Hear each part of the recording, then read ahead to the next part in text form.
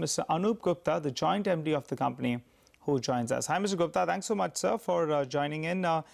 Wanted to ask you, in the last fiscal, we have seen that your revenues were at around 3,150. That was a degrowth of around 6%. Now, things have changed dramatically. For FY18, what kind of a number can we do? And in terms of margins, can we hold on to these 19-20%?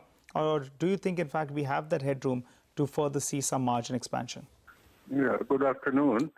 You see, if we compare to the last year, there was a Iraq government contract of 95,000 tons of around 400 to 500 crores. So that contract was not there. If you talk of our regular business, which is a branded sale, it has increased. If you minus that 95,000 tons of around 400 crores, then naturally we have increased.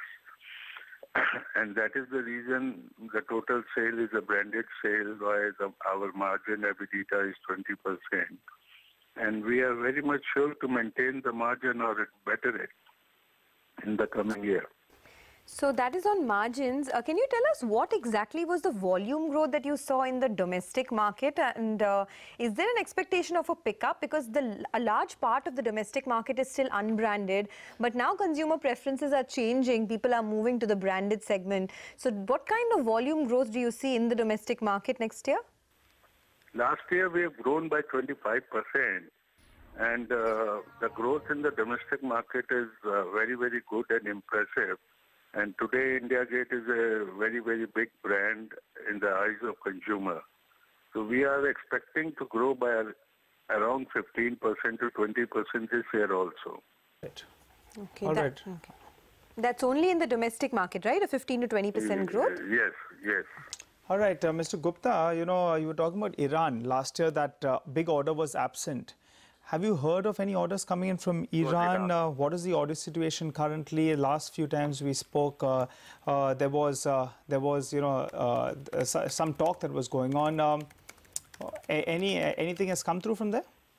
Yeah, we have done a business with Iran of around 20,000 tons this year. Okay. Which will be reflected in FY18. Okay.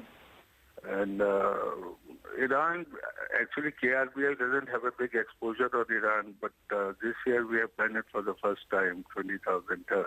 Okay. We are expecting a letter of credit in euro currency because payment mechanism is a big problem in Iran. Okay. So now we are getting LCs in euro, and IndusInd Bank and the UCO Bank is handling those accounts.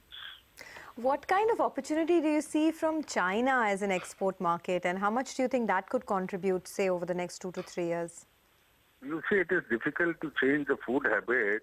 It is difficult that Chinese people will eat basmati rice, but Indian population, Indian restaurant, I don't see a big opportunity in China.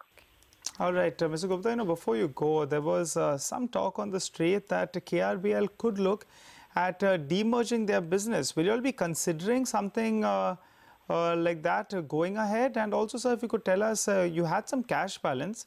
There was another rumor you all could do a buyback. The stock has ran up quite a lot. So what's your cash balance, and will you all be doing a buyback, if at all? No, there's no demerging right now. Buyback we were discussing in the board, but it was not agreed upon. And you talk of cash. Cash is invested in the stocks. We don't have a liquid cash. Whatever cash we have, it is invested in the stocks. Okay. Well, Mr. Gupta, thank you for joining us, and all the best for the quarters to come. That's KRBL.